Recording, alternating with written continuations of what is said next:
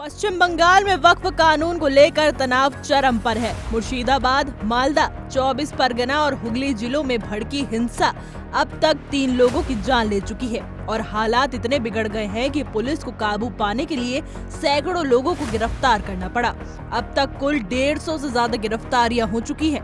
हिंसा के चलते सड़कों पर आगजनी, पथराव और पुलिस पर हमले की घटनाएं सामने आई हैं, जिससे राज्य का माहौल बेहद तनावपूर्ण हो गया है। और इसी बीच मुर्शिदाबाद हिंसा पर AIMIM चीफ असदुद्दीन ओवैसी की प्रतिक्रिया भी सामने आ गई है। न्यूज एजेंसी NI के मुताबिक असदुद्दीन ओवैसी ने मुर्शिदाबाद हिंसा पर बयान देने के सवाल पर कहा कि मैं पश्चिम बंगाल सरकार का प्रवक्ता नहीं हूँ। AIMIM चीफ ने नए वक्फ कानून को लेकर भी प्रधानमंत्री नरेंद्र मोदी पर निशाना साधा। उन्होंने कहा कि हम प्रधानमंत्री मोदी से अपील करते हैं कि इस वक्फ कानून पर फिर से गौर कीजिए। उन्होंने कहा कि PM एक ऐसा कानून बना रहे हैं जो संविधान के खिलाफ है और PM मोदी अपनी विचारधारा को देश पर थोप रहे हैं। असदुद्दीन ओवैसी ने PM मोदी को सलाह देते हुए कहा कि आपकी विचारधारा भारतीय राष्ट्रवाद और संविधान पर होनी चाहिए। देखिए, मैं वेस्ट बंगाल गवर्नमेंट का स्पोक्स पर्सन नहीं हूँ ईश्वर रेड्डी साहब, अनफॉर्चुनेटली। नहीं, मैं किसी गवर्नमेंट का भी स्पोक्स पर्सन नहीं हूँ। वेस्ट बंगाल की जो सरकार है उनके पास कॉम्पिटेंट लोग हैं और मुझे यकीन है कि वो कॉम्पिटेंट लोग आपके सवाल का बेहतरीन जवाब दे सकते हैं। और आपको सिर्फ एक टेलीफोन कॉल करना है उनको, आप कॉल करो, बोल देते आप। देखिए, मैं वेस्ट बंगाल गवर्नमेंट का स्पोक्स पर्सन नहीं हूँ ईश्वर रेड्डी साहब, अनफॉर्चुनेटली। नहीं, मैं किसी गवर्नमेंट का भी स्पोक्स पर्सन नहीं हूँ।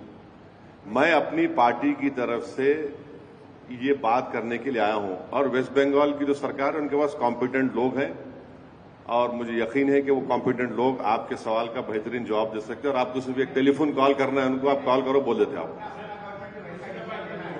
हाँ हाँ हाँ, एक बात सुनिए, मेरे को मालूम था आप पूछेंगे बात, क्योंकि आपने आपके ऊपर के लोग बोले आपको मेरे कहीं जा रहे तो पूछो बोल के। हम ये पूछ रहे कि जो डेमोलिशन हो रहा बुलडोजरों से, कभी उसका भी तो चला दो तुम्हारे चैनल पे। अरे कहां चला है बाबू? एक पूना महाराष्ट्र में एक गरीब की झोपड़ी थी, इंडिया पाकिस्तान का क्रिकेट मैच हुआ, कोई झूठा इल्जाम लगा दिए कि वो एक 14 साल का बच्चा कुछ नारा लगाया, उसको बुलडोजर लगा के तोड़ दिए। अभी उसका भी तो पूछ लो प्यारे। वायलेंस को हम कंडेम करते आए, कंडेम करते रहेंगे। मैं अभी आपको बोला कि प्रोटेस्ट होना और पीसफुल होना, किसी भी किस्म का वायलेंस जो होगा वो कंडेमनेबल है। वायलेंस नहीं होना चाहिए, पीसफुल प्रोटेस्ट होना चाहिए। वहीं दूसरी तरफ आपको बता दें कि पश्चिम बंगाल में वक्फ कानून के खिलाफ भड़की हिंसा के बाद भारतीय जनता पार्टी लगातार मुख्यमंत्री ममता बनर्जी को निशाने पर ले रही है। भारतीय जनता पार्टी नेता शुभेंदु अधिकारी ने कलकत्ता हाईकोर्ट में याचिका दायर कर हिंसाग्रस्त इलाकों में केंद्रीय बलों की तैनाती किए जाने की मांग की है। इस याचिका पर हाईकोर्ट ने केंद्रीय बलों की तैनाती को मंजूरी भी दे दी है। केंद्र सरकार की ओर से पश्चिम बंगाल में पैरामिलिट्री फोर्स की 5 कंपनियों को हिंसाग्रस्त इलाकों में तैनात कर दिया गया है। BSF के 300 जवान पहले से ही वहां तैनात हैं। मुर्शिदाबाद हिंसा के बाद ममता बनर्जी ने सभी धर्म के लोगों से शांति बनाए रखने की अपील की है। उन्होंने कहा कि कानून केंद्र सरकार ने बनाया है तो इस पर जवाब भी केंद्र सरकार को ही देना होगा।